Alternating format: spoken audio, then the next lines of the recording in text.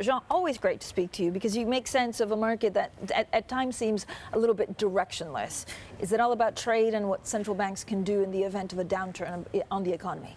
I'm afraid that it boils down to those two things. Since the mid-year, what we call the protectionism push has been, in our mind, the key, most important driver. At some point, it was shaving about 20% out of U.S. equities, and a lot of the rally we've seen, or the more benign environment, has been on positive news on the trade front. It very much is the key driver.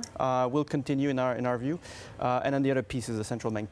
Part of it. But so central banks, are we at the limit of what central banks can do? I know BlackRock also published, with some of your advisors, this a pretty incredible piece, almost suggesting that helicopter money was the only way, but without calling it helicopter money.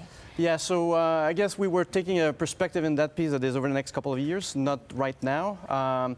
So there's a bit more room for central banks in the near term, in principle.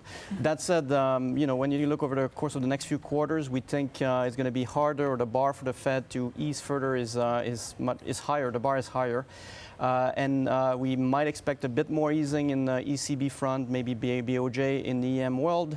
But the point is, beyond that, we think we're reaching limits that are getting real, and there's not clearly a plan on how we're going to be dealing with that limit at this point.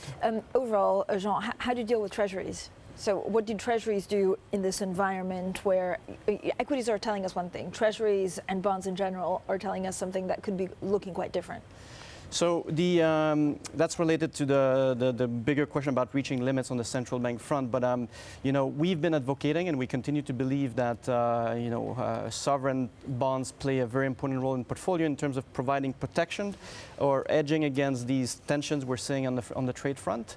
That remains, in our view, the case for Treasuries. While we might be reaching limit in the next recession, until we get there, there's a lot of room for Treasuries to continue to play their offsetting role. It's less clear for bunds or for JGBs or Japanese bonds in that context.